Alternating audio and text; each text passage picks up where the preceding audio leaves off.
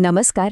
ચાલો આજે એક એવી અદ્ભુત સફર પર નીકળીએ જે આપણને હજારો વર્ષ પાછળ લઈ જશે.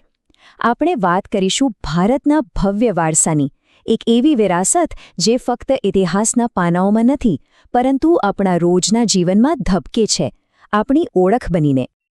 આપણી આ સફરની શરૂઆત કરીએ આ પ્રાચીન શ્લોકથી. જો આ ખાલી શબ્દો નથી, આ તો હજારો વર્ષો પહેલાં આપણા પૂર્વજોએ દોરેલો ભારતનો નકશો છે, જે આપણી ભૌગોલિક અને સાંસ્કૃતિક ઓળખને એકસાથે વણી લે છે. આ જ બતાવે છે કે આપણી આ ભૂમિ અને આપણી ઓળખના મૂળ કેટલા ઊંડા છે. તો વારસો એટલે શું? શું એ ખાલી જૂની ઇમારતો, કિલ્લાઓ કે પછી મૂર્તિઓ છે? ના, વારસો એનાથી ઘણું વધારે છે. વારસો એ આપણા પૂર્વજો તરફથી પેઢી દર પેઢી ચાલતી આવેલી એક અમૂલ્ય ભેટ છે. એ જ્ઞાન છે, કળા છે, પરંપરાઓ છે જે આપણને આપણે બનાવે છે. સાચા અર્થમાં આ એક જીવંત વારસો છે.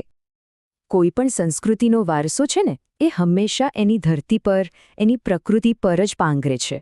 તો ચાલો સૌથી પહેલાં એક કેનવાસને જ બરાબર નિહાળીએ, જેના પર ભારતની આ ભવ્ય સંસ્કૃતિનું ચિત્ર દોરાયું છે.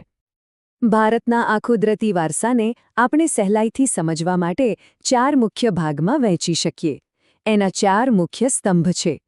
અહીંના અદ્ભુત પહાડો અને મેદાનો, આપણી જીવન આપનારી નદીઓ, જાતજાતની વનસ્પતિ અને અલબત્ત આપણું સમૃદ્ધ વન્યજીવન.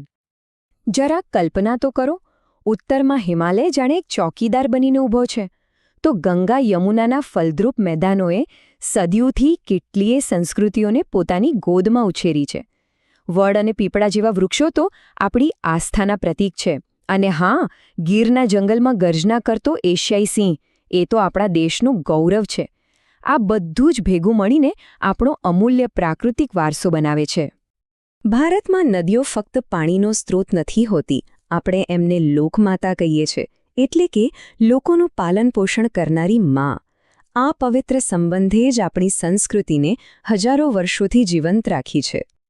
તો કુદરતે તો આપણને આટલું સુંદર કેનવાસ આપ્યું, પણ એના પર માણસે શું કમાલ કરી બતાવી? ચાલો હવે એ અદ્ભુત કલાકૃતિઓ તરફ નજર કરીએ જે ભારતના સાંસ્કૃતિક વારસાનો હિસ્સો છે. 5000 વર્ષ આ આંકડો નાનો સૂનો નથી. ભારતનો સાંસ્કૃતિક વારસો આટલો જૂનો અને વણથંભ્યો છે.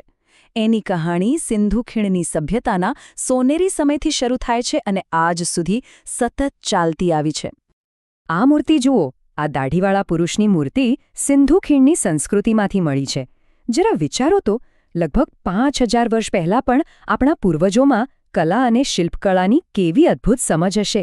આ મૂર્તિ એ વાતનું જીવંત પ્રમાણ છે. અને આ વારસો કેટલો બધો વૈવિધ્યસભર છે. ક્યાંક રાજા મહારાજાઓના ભવ્ય મહેલો અને કિલ્લાઓ છે, તો ક્યાંક મનને શાંતિ આપતા બૌદ્ધ સ્તૂપો અને વિહારો. એક તરફ મંદિરોની ઘંટડીઓનો નાદ છે, તો બીજી તરફ મસ્જિદોમાંથી આવતી અઝાન. આ બધું જ આપણા ભવ્ય ઇતિહાસની ગાથા ગાય છે. પણ સાંસ્કૃતિક વારસો એટલે કંઈ ફક્ત જૂની ઇમારતો જ નહીં. વારસો તો જીવંત હોય છે.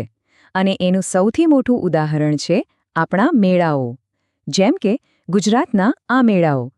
તરણેતરનો મેળો હોય કે વૌઠાનો, આ મેળાઓ આજે પણ આપણી સંસ્કૃતિને ધબકતી રાખે છે. પણ એક મિનિટ, એક સવાલ મનમાં જરૂર થાય. આટલો બધો ભવ્ય અને વૈવિધ્યસભર વારસો બનાવ્યો કોણે? કોણ હતા એ લોકો, એ કલાકારો જેમણે આ સંસ્કૃતિનું સર્જન કર્યું? ચાલો હવે એમને ઓળખીએ.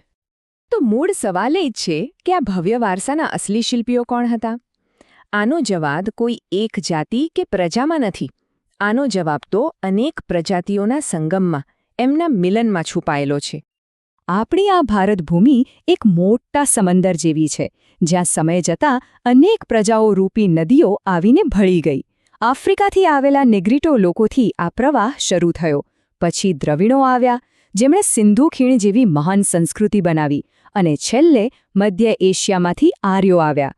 આ બધાના સંગમથી જ ભારતીય સંસ્કૃતિ બની છે. આમાંથી 2 મુખ્ય પ્રવાહોને સમજીએ, દ્રવિડો અને આર્યો. દ્રવિડોએ આપણને માતા પિતા તરીકે શિવ પાર્વતીની પૂજા શીખવી.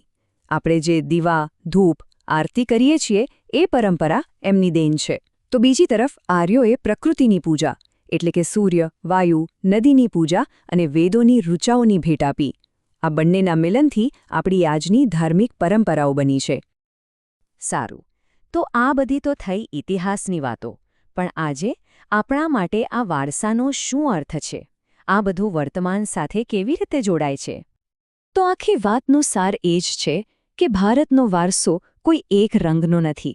એ તો મેઘધનુષના રંગો જેવો છે, જેમાં અનેક સંસ્કૃતિઓ ભળેલી છે. અને આ જે સમન્વય છે, આ જે મિશ્રણ છે, એ જ આપણી સૌથી મોટી તાકાત છે. વિવિધતામાં એકતા, એ જ આપણી સાચી ઓળખ છે. અને હા, આ વારસાને સાચવવો એ માત્ર એક સારી વાત નથી, એ આપણી બંધારણીય ફરજ છે. ભારતનું બંધારણ પણ સ્પષ્ટપણે કહે છે કે આપણા આ સમૃદ્ધ વારસાનું મૂલ્ય સમજવું અને એનું રક્ષણ કરવું એ દરેક નાગરિકની ફરજ છે. તો અંતમાં એક સવાલ આપણા સૌ માટે. આ વારસો એક મશાલ જેવું છે જે એક પેઢી બીજી પેઢીના હાથમાં સોંપે છે. આ ભવ્ય વારસામાંથી કઈ ગાથા, કઈ કહાણી આપણે આપણી આવનારી પેઢીને સંભળાવીશું? આનો જવાબ આપણા સૌની અંદર જ છુપાયેલો છે.